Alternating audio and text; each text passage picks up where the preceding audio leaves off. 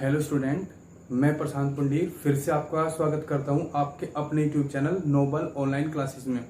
तो स्टूडेंट, आज जो है ये मेरी फिजिक्स पर तीसरी वीडियो है जिसमें मैं आपको समतल दर्पण और दर्पण के बारे में समझाने वाला हूं। ठीक है, तो देखिए, फर्स्ट ऑफ ऑल हम दर्पण के बारे में समझें। दर्पण होता क्या है? तो दर्पण कांच की तरह होता है, कांच का होता है जिसकी एक सतह पॉलिश होती है। मतलब जो उसकी एक सतह क्या होती है? पॉलिश्ड होती है। पॉलिश इसलिए करते हैं ताकि जो वो ट्रांसपेरेंट ना हो, पारदर्शी ना हो। ठीक है, क्योंकि प्रकाश को परावर्तन करने के लिए, प्रकाश के परावर्तन के लिए जो सतह होती है एक, वो क्या होनी चाहिए? पॉलिश्ड होनी चाहिए ताकि वो परावर्तित हो जाए। अगर वो ट्रांसपेरेंट होगा, पारदर्शी होगा, तो क्या होगा? वहां से वो गुजर जाएगी, उसमें से क्रॉस कर जाएगी, पार कर जाएगी। ठीक है, जब इस पर प्रकाश डाला जाता है तो ये अधिकतम प्रकाश का परावर्तन कर देता है। ठीक है, अच्छा, यहां से एक चीज क्लियर होती है कि जो दर्पण है वो किस सिद्धांत पर कार्य करता है। तो जो आपका मिरर होता है वो प्रकाश के परावर्तन यानी रिफ्लेक्शन ऑफ लाइट के सिद्धांत पर कार्य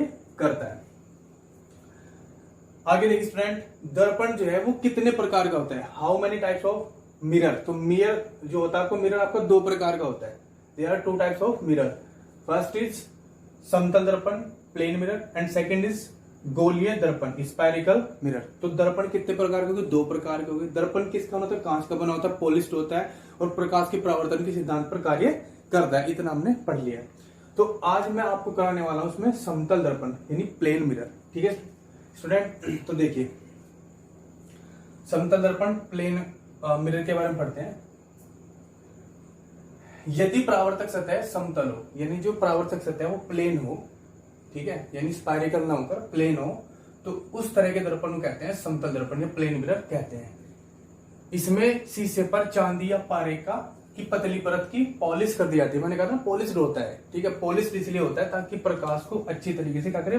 परावर्तित कर सके। ठीक है, अब देखिए, मैंने यहां पे लिखा समतल दर्पण के गुण, जो इसकी क्वालिटी होती है वो क्या होती है। ठीक है, तो देखो, समतल दर्पण द्वारा बना प्रतिबिंब सदैव आभासी तथा सीधा होता है। तो जो समतल दर्पण है उसके द्वारा जो प्रतिबिंब बनेगा वो कैसा बनेगा?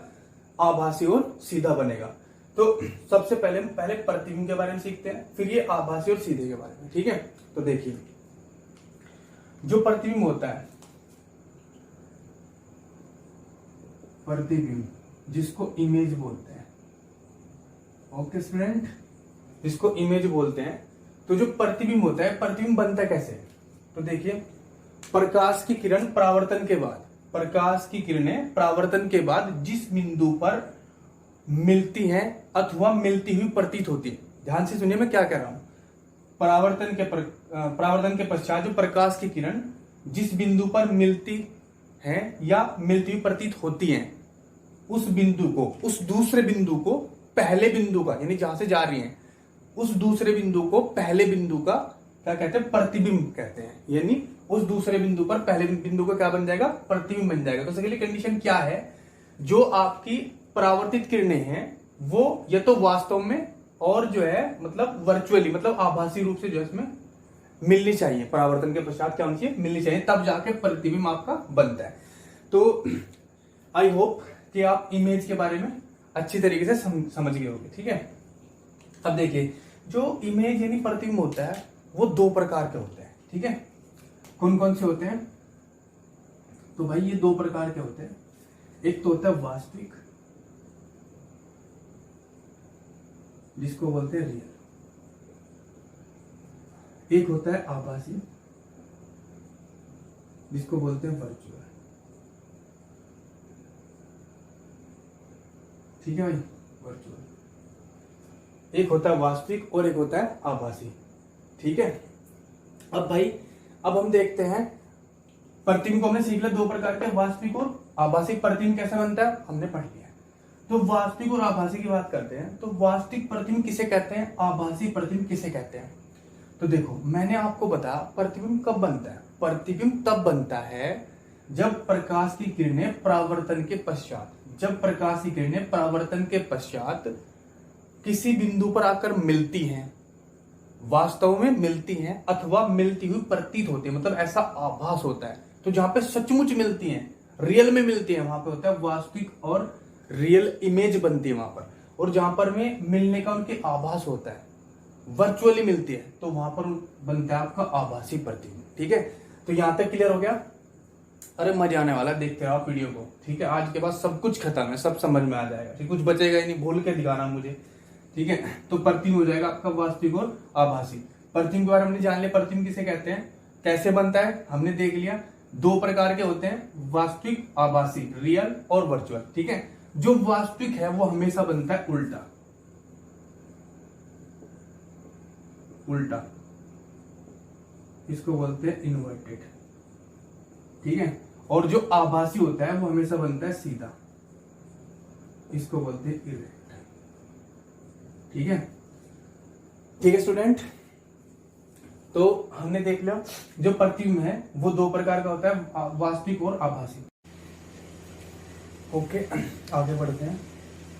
देखिए फर्स्ट पॉइंट क्लियर हो गया हमारा कि समतल दर्पण द्वारा बना प्रतिबिंब आभासी और सीधा होता है, तो ये हमने बता दिया ऑलरेडी आपको। अब देखिए प्रतिबिंब का आकार वस्तु के आकार क्या होता है, बराबर होता है। ठीक है, जैसे मान लिया अगर हमारा ये यहाँ पे,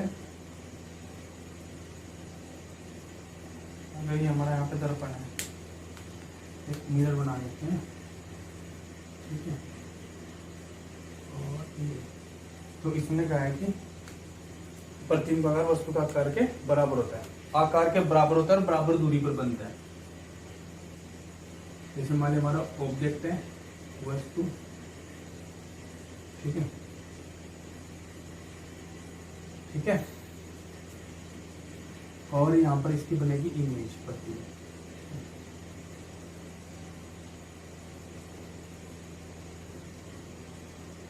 इमेज और प्रतिबिंब। ठीक है, तो ये हमेशा क्या बनती है, बराबर दूरी पर। मान लीजिए दूरी ए है तो ये भी कितनी होगी, ए, और अगर ये एक्स है तो ये भी क्या हो जाएगा आपका, एक्स हो जाएगा। ठीक है, अब देखिए इसको मैं यहां से रिमूव कर देता हूं। ठीक है, ये आपके अच्छे समझ में आ गया, इसको मैं रिमूव कर देता हूँ यहाँ से, इरेज कर देता हूँ, ये हो जाएगा यहाँ से ये आपका। अब देखिए,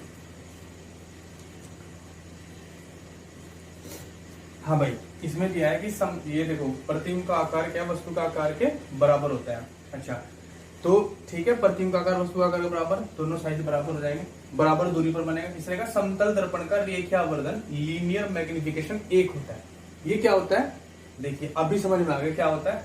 ठीक है, तो देखो जो रेखीयावर्धन होता है,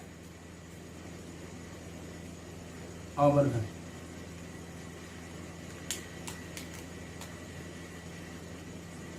आवर्धन, इसको m से डिनोट करते हैं। m इजिकल टू हो जाएगा HI अपॉन में HO। ठीक है, और is equal to minus V upon U। अब ये टर्म क्या आ गई भाई, देखो ये टर्म क्या है, HI को क्या बोलते हैं, हाइट ऑफ इमेज, क्या, हाइट ऑफ इमेज यानी वस्तु की ऊंचाई। HO क्या बोलते हैं, हाइट ऑफ ऑब्जेक्ट, क्या बोलते हैं, हाइट ऑफ ऑब्जेक्ट यानी वस्तु की ऊंचाई। यानी आवर्धन क्या हो जाएगा, प्रतिबिंब की ऊंचाई अपॉन में वस्तु की ऊंचाई। क्लियर हो गया भाई। और V और U क्या है, जो V है, V जो है ये आपकी दर्पण से प्रतिबिंब की दूरी। V क्या है, दर्पण से प्रतिबिंब की दूरी। U क्या है, ये है आपकी दर्पण से वस्तु की दूरी। ठीक है, इतना क्लियर हो गया। ठीक है, अब देखो स्टूडेंट, समतल दर्पण का जो रेखीयावर्धन होता है कितना होता है, 1 होता है। अब ये आता है कैसे, देखो ऐसे आता है, देखो यहाँ पे देखिए, अगर मैं इससे निकालूं कि भाई m बराबर HI अपॉन HO, यहां से प्रूव करूं तो देखना ध्यान से, हाइट ऑफ इमेज कितनी है, x बराबर रहेगी, तो मैंने x मान रखा है, कुछ भी मान लो, ठीक है, लेकिन रहेगी बराबर। और हाइट ऑफ ऑब्जेक्ट कितनी है, ये भी x, तो यहां से कितना आ गया, 1। क्लियर है, क्यों आया, मजे नहीं आया, और देखिए आगे।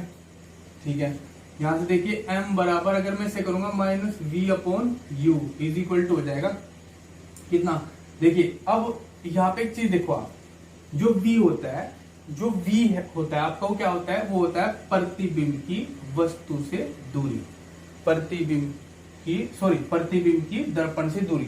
V क्या होता है, प्रतिबिंब की दर्पण से दूरी, तो वो कितनी है, a, तो माइनस का a अपॉन U क्या है, ये होता है वस्तु की दर्पण से दूरी, वस्तु की दर्पण से दूरी, तो बराबर होते मैंने कहा, तो ये कितनी a। अब देखो ध्यान समझेंगे। देखिए आपको एक चीज समझाता हूं मैं, यहाँ पे ये आपकी गोले दर्पण में भी काम आएगी, ठीक है। तो इसलिए मैं आपको यहाँ पे भी समझा रहा हूं। देखो मैंने यहाँ पर एक्सिस बना दिए, ठीक है, ये आपका दर्पण है, ठीक है, और ये आपकी होगी एक्स प्लस एक्सिस, और ये हो जाएगी इधर एक्स माइनस एक्सिस, ये y प्लस हो जाएगी, इधर हो जाएगी y माइनस, ऊपर की तरफ y प्लस, नीचे की तरफ y माइनस, इधर की तरफ x माइनस, इधर की तरफ x प्लस। देखिए कॉन्सेप्ट कितना अच्छा क्लियर होगा आपका ये, ठीक है। ये चीज आप जो है अच्छे समझ जाओगे। अब आपको देखना है, ये हमारा दर्पण है, समतल दर्पण के अकॉर्डिंग ये हमारा दर्पण है। तो जो मैंने कहा वस्तु हमेशा दर्पण के सामने रखी जाती है, तो अगर यहाँ बात करें तो यहाँ पर दर्पण के सामने वस्तु कहां पर, यहाँ पर रखी जाएगी। तो ये कौन सी एक्सिस पर है, ये कौन सी एक्सिस पर है, तो ये आपकी x माइनस एक्सिस पर है। अगर ये x माइनस एक्सिस पर है तो स्टूडेंट ये क्या होगी, आपकी माइनस होगी, और अगर माइनस होगी तो माइनस से माइनस कैंसिल आउट, और ये आपका आ जाएगा 1, ठीक है। अब यहाँ पे क्या हो जाएगा, m बराबर कितना हो जाएगा, ये आपका हो जाएगा 1, ठीक है। आगे देखिए, तो आवर्धन कितना आ गया आपका, ये 1 आ गया, ठीक है। इतना क्लियर हो गया। अब देखिए भाई, यदि वस्तु से यदि दर्पण वस्तु से दूर या वस्तु की ओर x दूरी पर विस्थापित होता है तो प्रतिबिंब 2x दूरी तक विस्थापित होता है। हाँ, ये यहाँ पे देखो ये क्लियर हो रहा है कि अगर मान लिया जो दर्पण है वस्तु से अगर x डिस्टेंस विस्थापित हो रहा है, डिस्प्लेसमेंट हो रहा है इसका, तो जो प्रतिबिंब है वो 2x दूरी पर चला जाएगा। अगर मतलब यहां से देखें, अगर वस्तु जो है हमारी, ये वस्तु अगर हमारी मतलब a खिसक रही, a खिसक इधर, तो वो 2a चला जाएगा उधर, ठीक है। ये चीज समझा रहा है। अच्छा, किसी वस्तु को अपना पूरा प्रतिबिंब देखने के लिए दर्पण की ऊंचाई वस्तु की ऊंचाई से आधी होनी चाहिए। ये भी आपका एग्जाम में क्वेश्चन पूछा जाता है, ठीक है। तो जो दर्पण, अगर वस्तु को पूरा दिखना है तो उसके लिए जो दर्पण की ऊंचाई है वो वस्तु की ऊंचाई क्या होनी चाहिए, आधी होनी चाहिए। वस्तु की ऊंचाई आधी होनी चाहिए। अब देखिए भाई, समतल दर्पण की फोकस दूरी अनंत व क्षमता शून्य होती है। समतल दर्पण की फोकस दूरी क्या होती है, अनंत व शून्य। सर ये कैसे होती है, देखो अभी समझा रहा हूँ कैसे होती है, इसको भी समझ लो। अभी मैं इसको जो है यहाँ से साफ कर देता हूँ भाई, ठीक है। इसको मैं यहाँ से साफ कर देता हूँ, इतना समझ में आ गया मेरे हिसाब से, ठीक है ना। आई थिंक जो आपको अच्छे से समझ में आ गया होगा, ठीक है। अब मैं इसको यहाँ से साफ करता हूँ। अब देखिए भाई, समतल दर्पण की फोकस दूरी अनंत व अक्षमता शून्य होती है। तो मैं इसको सारे को साफ कर देता हूँ। यहाँ पे देखो, देखो भाई, जो फोकस दूरी होती है वो होती है आपकी, देखो पहले हम लिखते हैं दर्पण का सूत्र। दर्पण का सूत्र, तो दर्पण का सूत्र होता है, ठीक है भाई। थोड़ा सा जो वीडियो की थोड़ी सी लेंथ हो जाएगी, लेकिन मजा पूरा आ जाएगा, आपको टेंशन लेना, ठीक है, ठीक है भाई। तो देखो दर्पण का सूत्र क्या होता है, ये होता है 1/f = 1/u +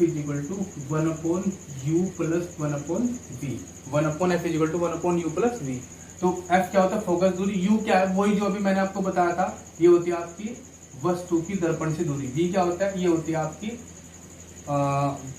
दर्पण से प्रतिबिंब की दूरी, ठीक है। तो हमें ये निकालना है। तो समतल दर्पण के लिए क्या होता है भाई, तो समतल दर्पण के लिए होता है, ये मैंने अगर समतल दर्पण बना लिया, थोड़ा सा तिरछा बन गया, समझ गया, तो कोई नहीं यार, थोड़ा सा आज ही तो पैमाना नया यूज कर रहे हैं। तो यहाँ से अगर ये, ठीक है, साइज और ये साइज, तो वस्तु का आकार बराबर होता है बराबर दूरी पर। अगर ये भी a है यहाँ से, तो ये भी क्या हो जाएगी आपकी, a हो जाएगी, ठीक है, बराबर डिस्टेंस पर, ठीक है। तो देखो भाई, यहाँ पर क्या है, आपकी u की वैल्यू भी a है और v की वैल्यू भी क्या है, आपकी a है। लेकिन जो u की वैल्यू वो -a होगी। u की वैल्यू क्या हो जाएगी, -a। क्यों होगी सर, अरे अभी तो समझा है। देखो जो a है ये आपका किस तरफ पड़ता है, तो यहाँ पे आप इसको एक्सेस खींच लो, यहाँ पे ये आपकी ऐसे, और ये आपका ये, यहाँ पर x प्लस होती है x माइनस, तो इधर x माइनस एक्सेस है ना, तो माइनस का ही हो जाएगा। अगर ये माइनस का ही हो जाएगा तो यहाँ से 1/f = हो जाएगा माइनस का 1/a प्लस का 1/a बराबर 0, ठीक है। और यहाँ से f बराबर हो जाएगा 1/0। f बराबर क्या हो जाएगा, 1/0। और जब किसी चीज को 0 से डिवाइड करते हैं तो क्या आता है, इन्फिनिटिव आता है, अनंत आता है। तो बताओ भाई, समझ में आया है नहीं आया, अब तो समझ में आ गया होगा ना कि फोकस दूरी अनंत कैसे होती है। तो फोकस दूरी ऐसे अनंत होती है, ठीक है। आई होप कि आपका जो कॉन्सेप्ट है ये बहुत अच्छे से क्लियर होगा। ठीक है, अच्छे से आपका जो है क्लियर हो गया होगा। चलिए अब देखिए, जो लेंस की क्षमता वो कितनी होती है, शून्य होती है। लेंस की क्षमता कैसे, देखो इसको ऐसे समझेंगे, जो लेंस की क्षमता होती है इसको P से डिनोट करते हैं। P इक्वल टू 1/f होता है। P इक्वल टू क्या होता है, 1/f होता है। या F यानी इसका उल्टा होता है, रिवर्स होता है।